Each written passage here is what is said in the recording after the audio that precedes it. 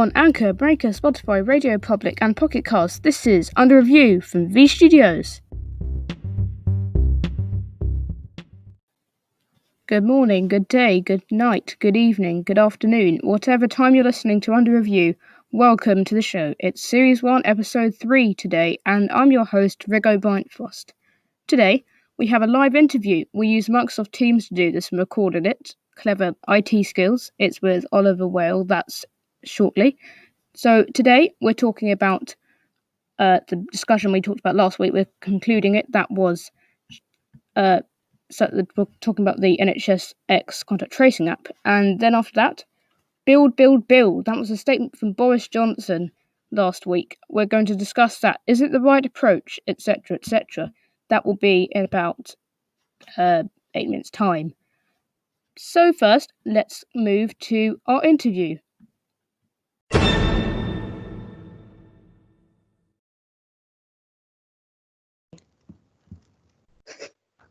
Hello there, welcome to our interview.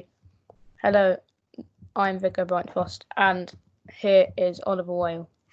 Hello. Okay then, we are going to be discussing questions. So the first one is, to what extent do you think Apple and Google should help us with the contact tracing app? Well, they should to some extent, because if Britain were to suffer majorly, it would also hurt their sales, which would, and obviously all companies want the best for themselves. And although it's a feature I do not like. Yeah, that's a good point. They could make a bit of money out of it as well. Yeah, something that would drive them forward if they thought about it, because they might have other things on their mind. But there is also the thought of they might not want to help us because it would cost them too much money, and they've got good trading things. Yeah, but having said that, could they charge us money?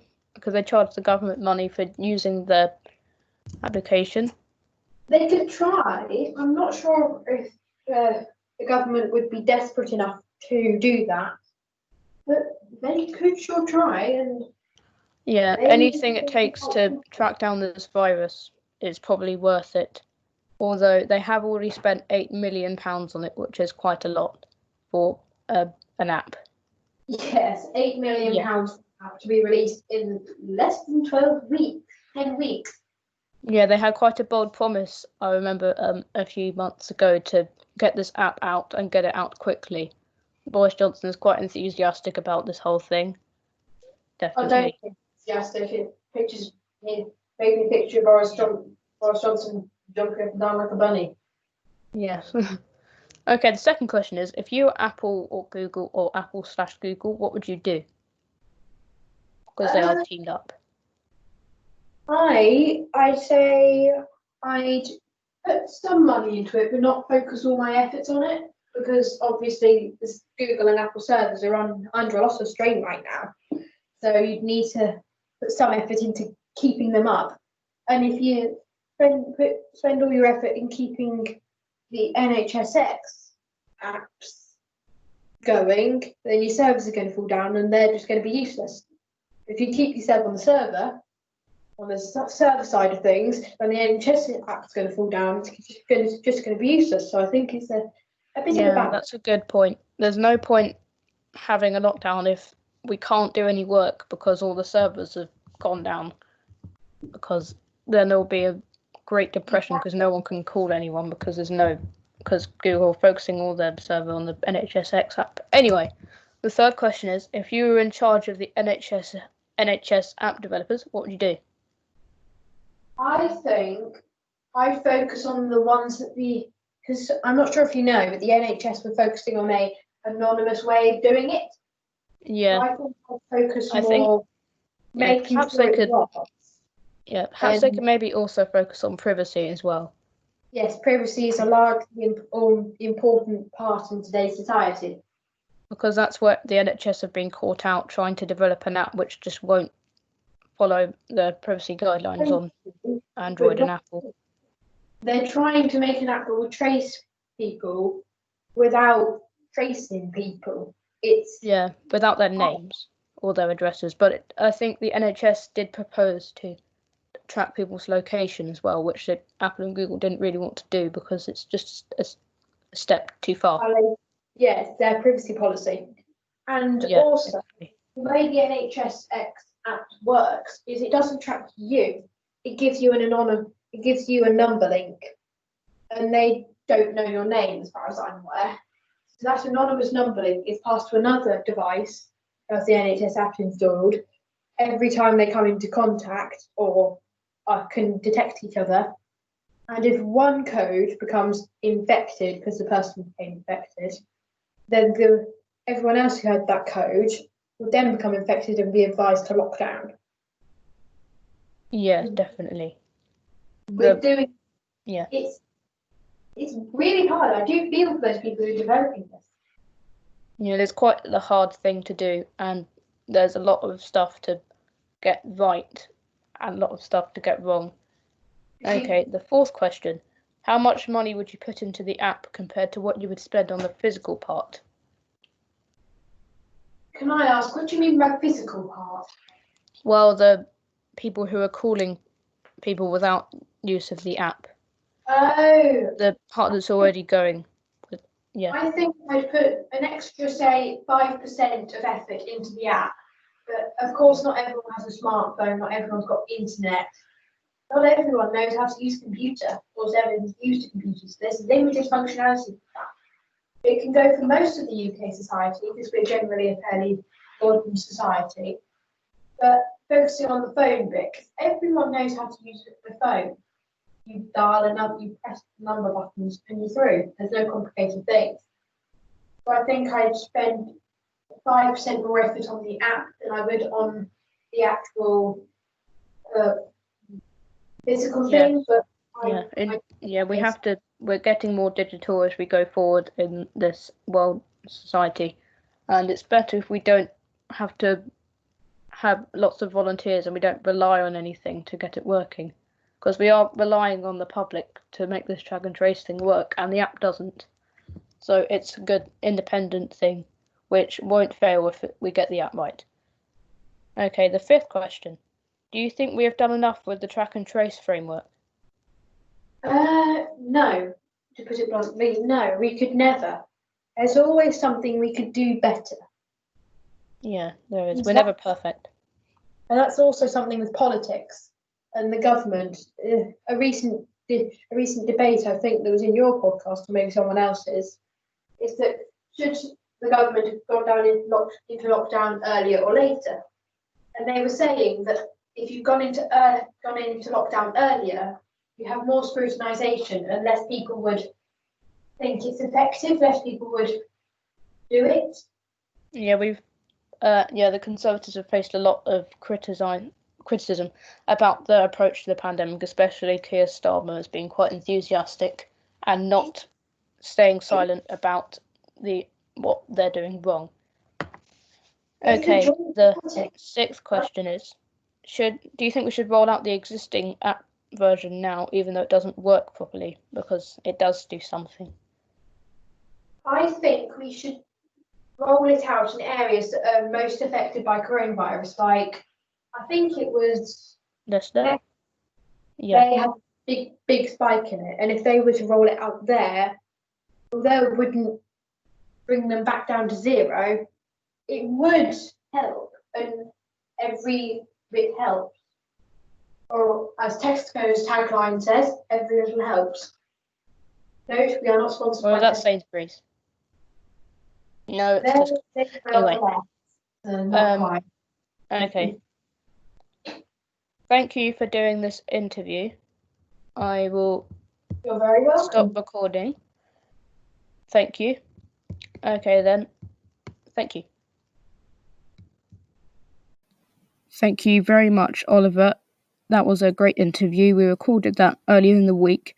Hope you enjoyed it. We had some 6 questions in there about the NHSX contact tracing app, which is widely controversial, and there's quite a wide discussion available to be had about that. Yeah, do some more research on that. Maybe it's quite complicated what you can get into about that. Anyway, now we're going to talk about the second subject that I have planned for today, which is the blue wall to call it, which was penetrated by the Conservatives last year in the general election. That's in part 2, which is coming up now. The Blue Wall. Yes, the mighty Blue Wall. It used to be the Red Wall. It's in the north of England. And don't get it confused with the wall in the United States. I'm not talking about that. So let's tell you a little anecdote about what this Blue Wall is, because it's not actually a technical term. It's a bit of a slang word, but I like to have a slang word in the description. So last year, in the general election, the Conservatives penetrated the Red Wall, where Labour were previously covering the whole of the region above the Red Wall. That's in the north of England. So Boris Johnson, the new UK Prime Minister, promised to invest heavily in the northern powerhouse, which has previously been apparently neglected, according to Boris Johnson's view on things. And as a main part of his powerful 2019 manifesto, this plan and action to get to invest in it, he succeeded in winning over countless Labour voters who had been bound to the party for years and years and years. Labour faced a huge defeat, with their worst general election results in decades, resulting in the resignation of Jeremy Corbyn and the election of Sir Keir Starmer. Boris Johnson was so pleased to have taken over a vast number of Labour voters that he travelled to greet them and perhaps prove he cared about them, but obviously he does. They might have thought they were neglected, but there have been a few stories that they aren't as neglected as Boris Johnson considers them to be. Boris Johnson's manifesto was quite a bold one. He had lots of key points in there, including tackling the climate emergency, which was quite important in that general election.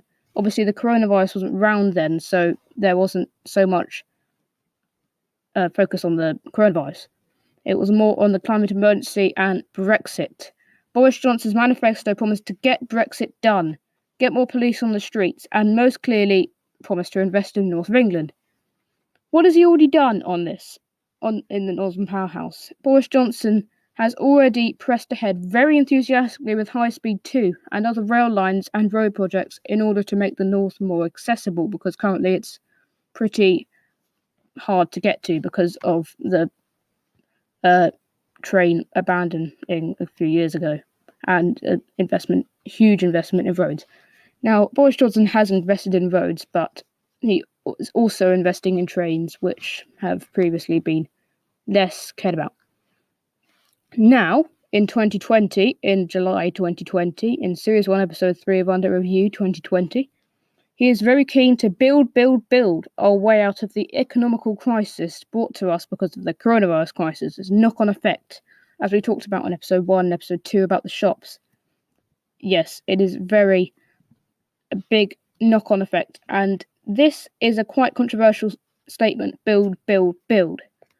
It's very enthusiastic, as you can see. It's quite keen. It's a keen statement. He's trying to get the message across that he wants to invest in schools, in hospitals, in police, in prisons, etc., etc. So not everyone believes that this is the right way to go about it. Another conflicting statement against this is jobs. Personally, I believe that jobs is the way to go forward, but this programme is not all about my views, it's about your views, most importantly. Other people like Sir Keir Starmer believe jobs is the way to go forward. Maybe they're not expressing it in the form of jobs, but they definitely do want to get that message across that building is not the right way to go about things. So please tell us what you think about this. Do you think we should build out of this?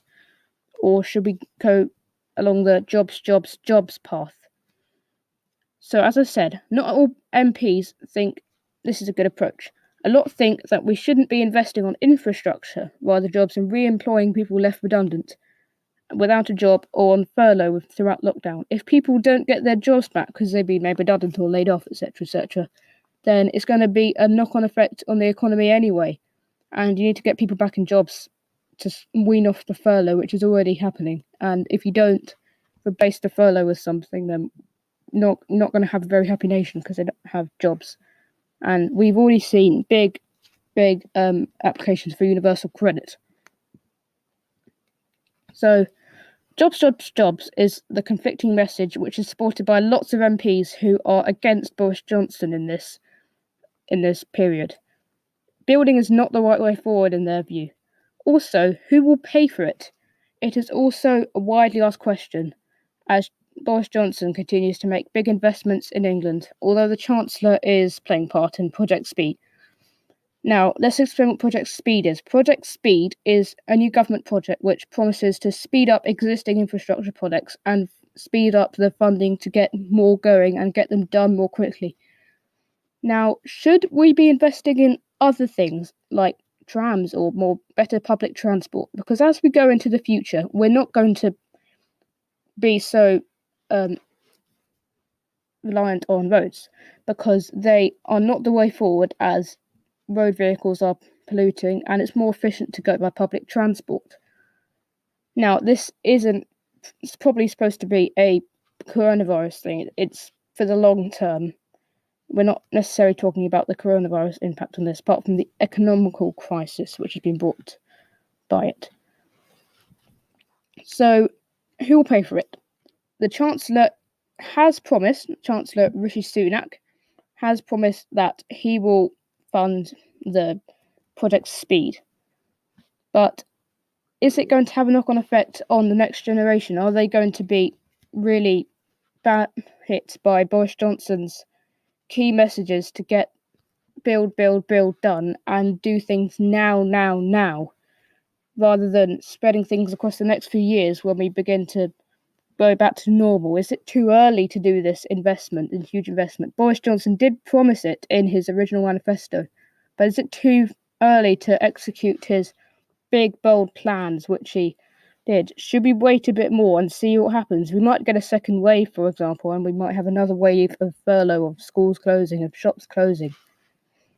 So, Labour, their manifesto was to make everything publicly owned, lots of train stuff and public transport, etc., energy companies publicly owned instead of being private companies. That was Labour's manifesto, and that was considerably outweighed by the Conservative manifesto, which had a lot more points in it than the Labour manifesto. So, as we saw, the Red Wall, which was previously Labour, which was their last hope, was destroyed by the vicious Conservatives who managed to get the Labour out of the way and get things done. So, let's round off this conversation with the question. So, we have a few questions, actually. I'm going to tell you a few. You can submit your opinions by means, which I will tell you in a bit. The first question is, should we build our way out of this crisis, or should we go down the jobs approach? They are at war with each other currently. No one really wants to invest too heavily in either of them, but I think more people want to go down the jobs path for the near future, which is not, we don't have unlimited money and we might not have people to pay for it. So who will pay for it? I mean, you probably can't really answer that question that easily, but do submit your points on this, please. Okay then, thank you for listening to this feature on the programme, and that will be it for this part.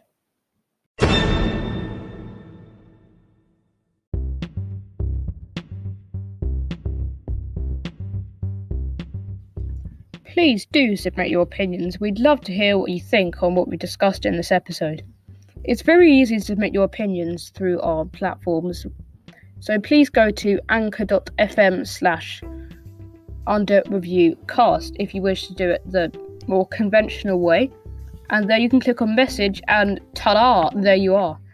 You can record yourself right through your web browser, and there you are, you can submit it to us just like that.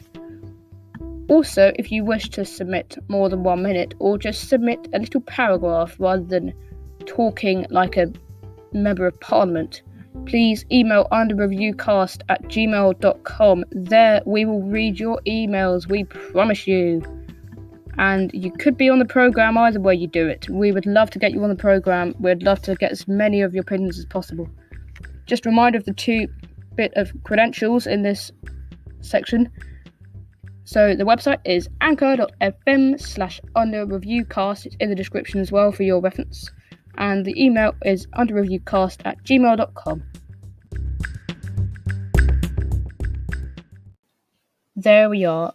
Make sure you listen to that section there about how to submit your opinions. We'd love to hear you. Thank you for listening to Under Review. You just listened to Series 1, Episode 1, and I was your host, Viggo Bryant-Frost. Today, you were joined by Oliver Whale in the live interview earlier, and we hope to hear you next week and mention you in the credits. Please subscribe wherever you get your podcast and like or follow, etc., depending on your platform. Have a great day, great week, great month, great year, great decade, great century, great millennium. And we'll see you next week. Bye-bye.